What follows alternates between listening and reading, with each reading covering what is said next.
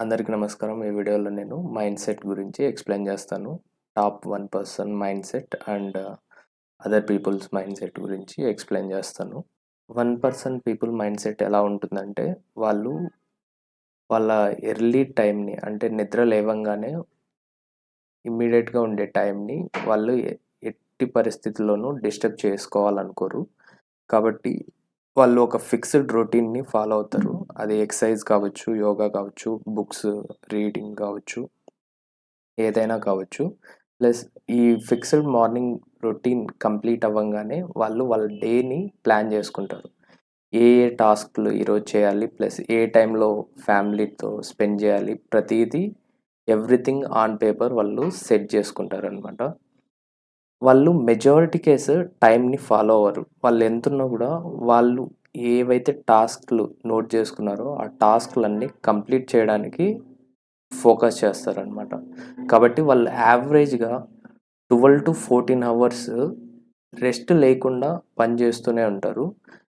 ఇలా డైలీ వాళ్ళు వర్క్ చేయడం వల్ల, ఇంత బిజీగా ఉండడం వల్ల ఏంటంటే, వాళ్ళు రూమర్స్, గాసిప్స్ మీద ఎక్కువ ఫోకస్ చేయరు.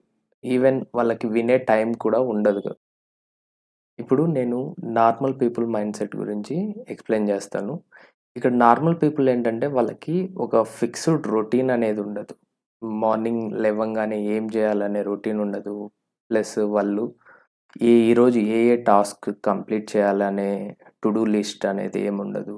వాళ్ళు వాళ్ళేంటంటే ఆహ్, గో విత్ ఫ్లో అన్నట్టు ఏది పడితే అది చేసుకుంటూనే పోతా ఉంటారు. ఏం చేయాలనే ఫిక్స్‌డ్ రొటీన్ అనేది ఉండదనమాట. Most of the normal peoples ఏంటంటే యావరేజ్‌గా 9-10 అవర్స్ వర్క్ చేస్తారు. కాబట్టి వాళ్ళకి ఎంతో కొంత ఫ్రీ టైమ్ అనేది దొరుకుతది. ఈ ఫ్రీ టైమ్‌లో ఏంటంటే వాళ్ళు సెల్ఫ్ డెవలప్‌మెంట్ మీద ఫోకస్ చేయకుండా రూమర్స్, గాసిప్స్ మీద గానీ, ఎంటర్‌టైన్‌మెంట్ మీద గానీ ఇలా ఫోకస్ చేసి టైమ్‌ని వేస్ట్ చేస్తూ ఉంటారు. ప్లస్ మెజారిటీ కేస్ వాళ్ళు సెల్ఫ్ డెవలప్‌మెంట్ మీద ఎందుకు ఫోకస్ చేయలేరు అన్నదానికి ఒక రీజన్ ఏంటంటే, most of the normal peoples ఏందంటే చిన్న ఇండ్లల్లో ఉంటారు. Plus number of peoples ఎక్కువుంటారు.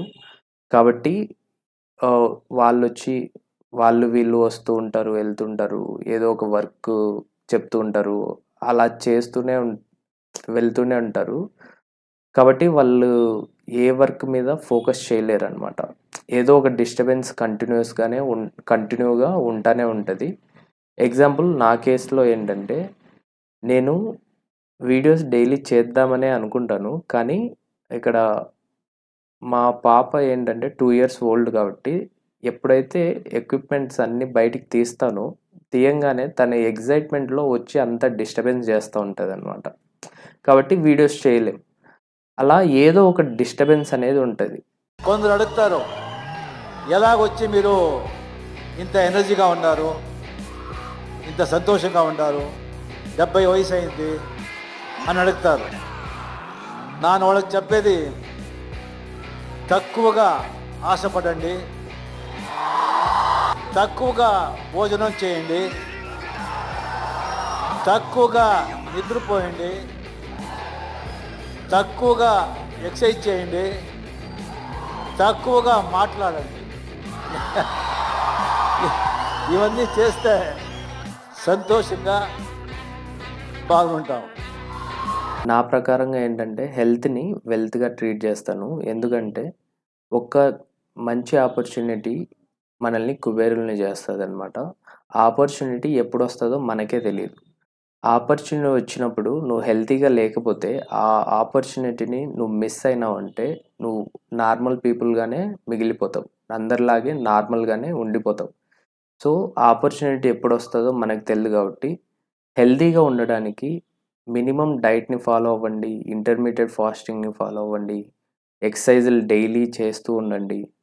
దానివల్ల ఏంటంటే, మరీ సూపర్ ఫిట్‌గా లేకపోయినా గూడా హెల్తీ లైఫ్ స్టైల్‌నయితే లీడ్ చేయొచ్చనమాట. ఇంకొకటి డబ్బు కోసం కాకుండా ఆహ్, సంతోషంగా ఉండడానికి ప్రయత్నించండి. ఎందుకంటే ఈ ఈ ఇప్పుడు జరుగుతున్న ఇన్సిడెంట్స్ చూస్తే రీసెంట్‌గా బస్ యాక్సిడెంట్ ఎప్పుడు ఎవరికి ఏమవుతదో ఎవరికీ తెలీదు. సో, ఉన్నన్ని రోజులు హ్యాపీగా ఉండండి. ఈ లోకాన్ని మనం విడిచిపెట్టి వెళ్ళేటప్పుడు బాధతో కాకుండా సంతోషంగా, మనం సాటిస్ఫైయింగ్గా ఈ లోకాన్ని విడిచిపెట్టేలాగా మీ లైఫ్ని లీడ్ చేయండి.